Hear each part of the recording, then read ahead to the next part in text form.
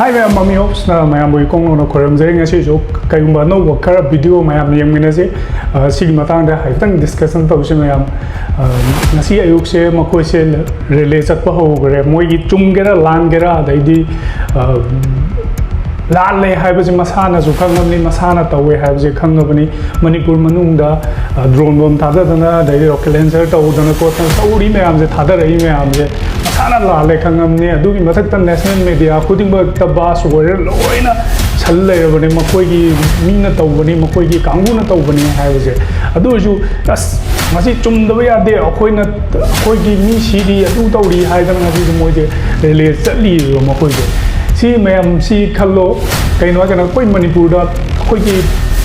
la lo bai chin naw ma si ka re le sakara chaloi ko adu moi gi mari manga si do mi cham ni du ni da ni hai kana mai tai kangu na hat pani du to ni da to ni hai da no si le chat kana khoi separate administration pi da ya roi akhoi gi union territory sem pi da ya roi hai da na hojik se moi je kan ma khong jang chang jali si video je ma'am mu yeng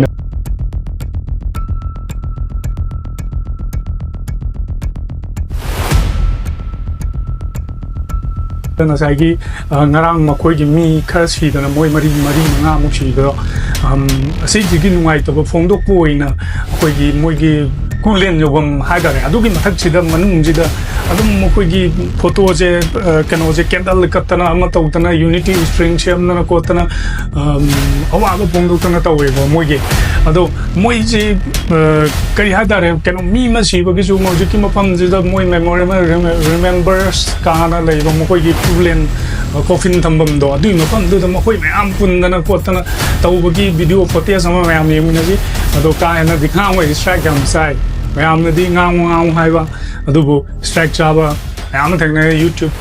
kang ngei kam ai na le no kai do gi wa ngang dre no ko tin no hai ba youtuber khuding mak su loina matiang pang na ri ni thong na ri ni adu da koi gi chinau gyan ta da ba mani na Facebook ta kai da FB da kai da dai Instagram da kai da wathi wa choi ngang ba do ngang bi ga no chang ba gi masi makhoi gi maming pan ba makhoi gi thabak to ba ka da han kano da YouTube policy gi matung ni na mamang da mai ama mo na letter tha gi ba su le bai ai aduna strike cha ba mai am le ko hoi pa sa gi khan ga do ba ni khan da ba ya de adu bu sa gi khan da ba ya de adu ba kai no hai kan akhoi na tawri ba akhoi na khona ri ba mayam je si je are am da loina ta gidra hai ba gi sum ba nungai ta ba su lai ba do mayam na puma da ngang ba dai kan to ba khoi sum mar ta koi mayam tun ja laga tawri marak ta ha koi video mayam si da rei mo koi phatna ba ho ba nga si lan hor pa da gi na lan hor pa da nga si bo akhoi wa ngang ba sung le le pak tri ba ni youtube mayam na gyan ta bi da ba mayam na khang bi da ba ne manung da tong na ri ba mayam do de khoi ju u bani na khoi kadang bas masi da gi la pa paisa na khoi imung manung purani anu to rani ala to rani hai ba ya na ti khoi ju ato pa thabak to ne khoi hindi kangi kama hindi kang na te loi kang ne kama english po kang adu bu kai no hai ga ngang ba ya ba ngang da ba ya da ba khoi na ngang dra ga ju social media national news ne me am na ja chum ba loi phak to rai ji de aduna akhoi na ngang ba gi kari mathau ta aduna mayam tumina leiviu seng bagi gyan da do mayam na kwa ngang ba do ta seng ma ha ka yam no ai je de aduna khoi ju ko na ri da na tau ri da na mayam ma koi mateng pang na da na ko ta na mayam tau na ri ne adu moi gi video je ki moi candle ma kha ta ko da hai da ko moi je ki video koi candle kat fa gi remembers tau gi video je mati ka ma kadang mayam ma hapsar ke nan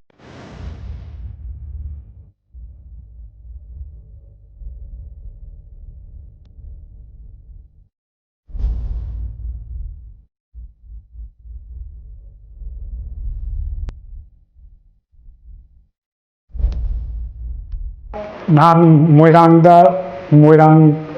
first sem koireng gi yum ayani gi mana khai da moirang bazar gi maning de lei do adu da rocket launcher tha banu ba du ne na hai bo ko adu ma se moina mana plan to ro ga sin mani kot pani ga na social media da thole adu ꯃꯈꯣꯏꯅꯗꯤ ꯌꯥꯝ ꯍꯔꯥꯎꯖꯔꯤꯕꯀꯣ ꯑꯗꯨꯕꯨ ꯀꯩꯅꯣ ꯍꯥꯏꯔꯀꯥꯟꯗ ꯉꯁꯥꯏꯒꯤ Indian ꯀꯟꯁꯇꯤꯇ꯭ꯌꯨꯁꯟꯗ load ꯌꯥꯗꯕ ꯑꯁꯤꯒꯨꯝꯕ ꯀꯩꯅꯣ ꯇꯧꯕ ꯃꯤꯁꯥꯏꯜ ꯀꯩꯀꯩ ꯁꯥꯕ ꯈꯣꯠꯄ ꯃꯈꯣꯏ न्यूज़ चैनल मई उनब मोगी कांगूना लोकल साबने अदो मोइना हाइको 5 किलोमीटर का पाइब ngамजे कमाई तौबनो खोटनो हंगेको अदो आई वाखनदीको मखोई मसे मोई असोन मपानगी पोचै खर यावरगा पुंजनरगा मचाक मथुम खर पोरागा assemble तौबजे मखोईगी अदु मफमदुदा तौरगा सिनबा माले हता मिसाइल अमा लोकल सारगा हता 5 किलोमीटर 6 किलोमीटर पाइगदोब नत्तियोको अदु सिगि नुपाजे मयाम मसक गेमबियो खंगबियो सिनुपाजे मोई अनि याम हराव फोंदोई याम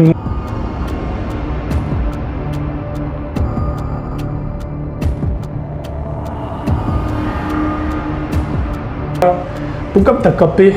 कई कानबदा कना लेत्रबनो कैदौद्रबनो नथमोइदुदा पेंद्रबरा मरी मंगा तसलकपदुदा अदुबु अइना हाइजगदौमा असेंबगी खोगी सर्विमोनला हाइगिबदो मैतैदि सारगा सुम इजी हेंकल मीना सिंगनब हेले साथीबे हेंकल हाइदो अदु अखोगी लैबा हेरो अखोगी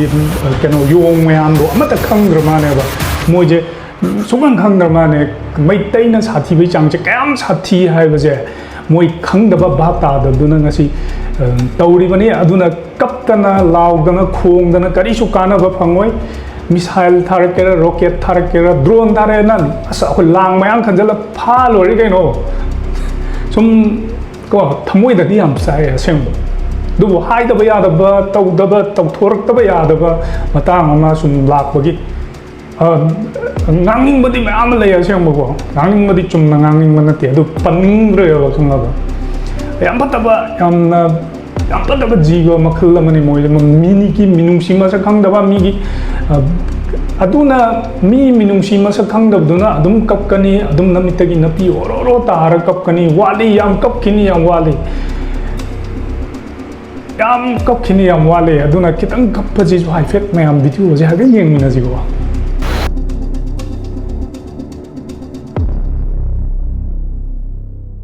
ये सोशल मीडिया की इंटेलिजेंस रामी देसाई नको अमाना हाइवी वाने द खंगबा योंगै जे खंगबा गदा माइना चटप गदा दो खंगेदना पंग ओइ गदा जेसु सावरादी साथी को सेंबगी अदो गदा ने ना हाइवी रे मोइसे सीगी वीडियो जे याम तक ताबना arguments I don't even tag anybody on Twitter when I'm criticizing them, but even donkeys probably are really intelligent animals, so I apologize to the donkeys. Saurnu nasen na bai ngai dudane saurnu nasen na bai ngai na bangka kai kha lokthokpadu saubirunu khangaba nangai chaminadana thangminadana laiminaramba daidi toro khondana laiminaramba do nasen na bai ngai dane saurnu bangka kai kha sidokpa khotokpa torokpadu da do yam nungai tabjane moje मथवाइजे असेंबगी हंदक्ति लोइदोरीबा हंदक्ति फजादोरी येंब कांदा दुकी मतिक कय हादारे लोरे social media दा हुजिकसे मोइजे चुमना अदे national news दा चुमना हाइरक्ट्रे हुजिकसे येंब कांदा दुकी मतिक नुवाई लाले अखोई छोइरे अखोई नोखोइदा सिलेंडर तौरगे अखोई सोइगरे ना हाइरबोतने मसाना खंजरबोक्तने अदुबोक्ता अदुम हेंजलपै थबा मा तौरैजे सिजे मयाम जेंबि